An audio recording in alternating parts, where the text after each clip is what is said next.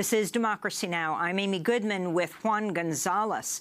We're bringing in right now Xiomara Caro Diaz, joining us from San Juan, Puerto Rico. She's a lawyer, an activist, and director of new organizing projects at the Center for Popular Democracy. Also still with us is Luis Miranda of the Miran Group and father of Lin-Manuel Miranda. Xiomara, welcome to Democracy Now! Describe what's happening now. We just heard this report of people helping each other, this community relief response. What about what's happening on the ground, what you need, and your response to President Trump coming tomorrow? So thank you, Amy. Right now what's happening is that the veil of colonialism has been lifted for the world to see what it looks like when a place that has been left out of the political infrastructure and has been exploited for 119 years by the United States goes through something like this. So people are organizing because that's what they've been doing to survive for a very long time. We have established, there are several groups, many probably we don't even know of, that are assuming the responsibility, not of immediate relief, but really starting to do what poor people and people who have been marginalized for a very long time have known what to do to survive in Puerto Rico. We need to remember that before this hurricane passed, Puerto Rico was already going through a crisis that is not economic about money only. It's political. So right now there are groups that are setting up popular food kitchens that are creating citizen brigades to take care of the streets.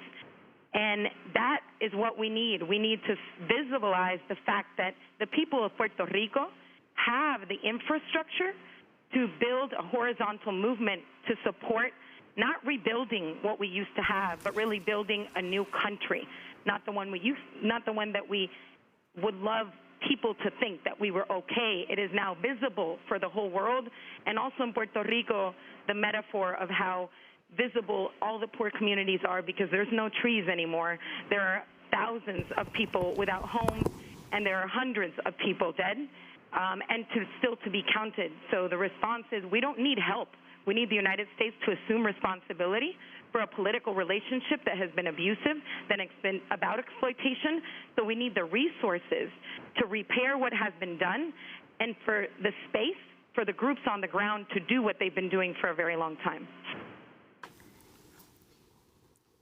Amy, if I can add on this issue, these are eloquent examples of the kind of organization at the grassroots level that has been going on. But I think the decision of President Trump to specifically target the mayor of San Juan, Carmen Yulín Cruz, in some of the most amazing attacks by a national leader on a local leader that I've seen in my lifetime, the reality is that Mayor Carmen Yulín Cruz, if anybody was out there in the front lines, the first night of the storm, she spent it in a shelter with the other residents of her city, and she's been photographed repeatedly in water up to her chest, trying to assist people in different places. She's an on-the-ground leader who is directly involved in trying to assist her constituents in surviving and getting through the ravages of this storm. And for her to become the target of the president while he was off doing whatever he was but not paying attention to Puerto Rico, it's just astounding that this kind of a direct political attack, and then the president would claim that she was the one that was following the dictates of the Democratic Party to criticize him. It really is mind-boggling that this kind of stuff is occurring.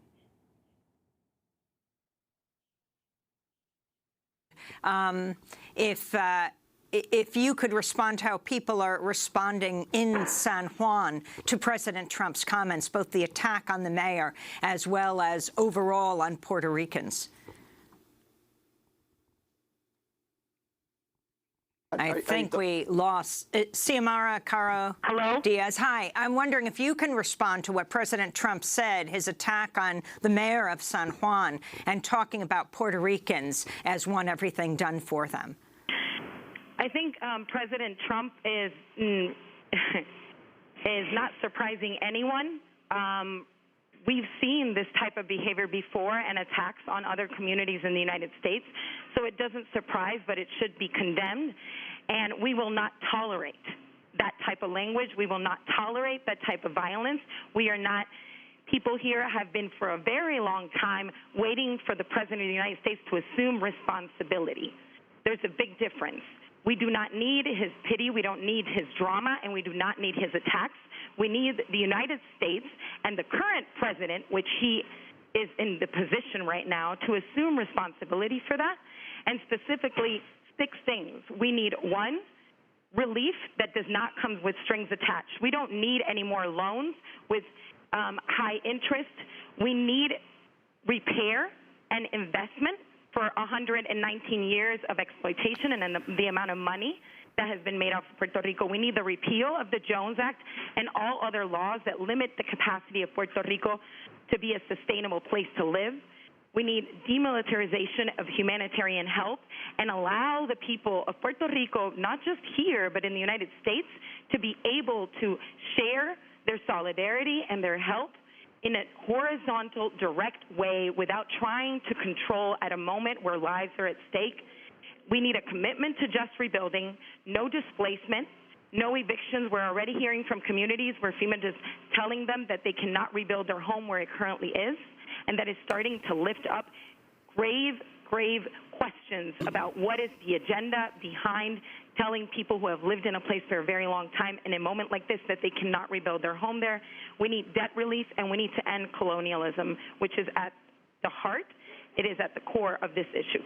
The Army general credited with fixing the response to Hurricane Katrina, Lieutenant General Russell Honore, said Trump should have mobilized 50,000 U.S. troops for Puerto Rico. What about militarization, Xiomara, both needing help and your concern about the U.S. military moving in even more? Militaries in Puerto Rico right now are not the people distributing help.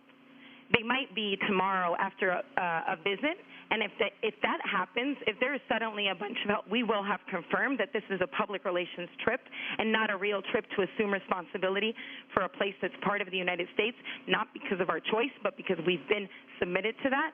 So the people for real who are doing the work are groups like Comedores Sociales in Caguas, who are feeding 500 people in the public plaza every day since last Friday.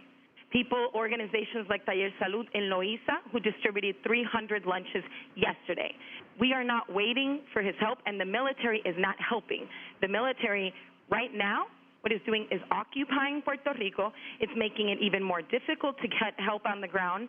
We have even heard a story from a comrade in Utuado who came to San Juan and told us that citizen brigades were helping to clean a street and to rebuild, to create a new way to cross a river, and police and local military told them to stop, that was not their role. So right now, the military in Puerto Rico is holding a role of violence and not of facilitation. We do not need to be re-invaded. We need to recognize that at the core of this is precisely the militarization of Puerto Rico and the poverty that has come with it. And the reason why people are dying is because they didn't have homes with dignity to live in, and that has a core reason, and it has to do with the militarization of Puerto Rico. So here we've seen ICE, we've seen FBI, we've seen DEA, and we've heard stories of them hanging out in Condado area where there's no martial law. This is not what Puerto Rico needed right now, and President Trump should be ready to answer those questions because we're ready to confront him with them. And Xiomara, finally, you said hundreds of people have died. Certainly that's not the number that we're hearing. Why do you believe that?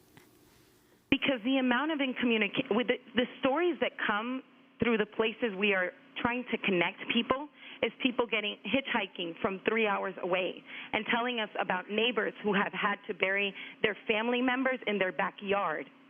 Because we know of hospitals where we've taken press that have 15, 20 bodies waiting what to do, where usually they only have space for 8. So I am taking responsibility for saying the damage, the loss of life is a lot bigger than is being reported. I believe people know this, and this is information that is not being shared. And the people on the ground know this because we have stories of comrades who've lost people after Hurricane Maria because lack of oxygen, because of the heat, because of lack of water. I have people directly who have lost grandmothers and uncles. I believe we are talking about hundreds, and I believe in a couple of weeks time will give us the reason. I want to thank you, Xiomara Caro-Diaz. I hope we can check in with you later this week. Director of New Organizing Projects at the Center for Popular Democracy, lawyer and activist in San Juan. And I want to thank Luis Miranda, Jr., founding partner of the Miram Group, political consulting firm, also founding president of the Hispanic Federation, one of the nation's leading Latino nonprofit organization, also happens to be the father of award-winning playwright Lin-Manuel Miranda. Luis Miranda's new piece we'll link to in the Daily News. Puerto Ricans aren't lazy and will remember Trump's bad hurricane response. When we come back, we'll talk about Catalonia. More than 800 people injured as Catalonians attempted to go to the polls to vote in a referendum for their independence. Stay with us.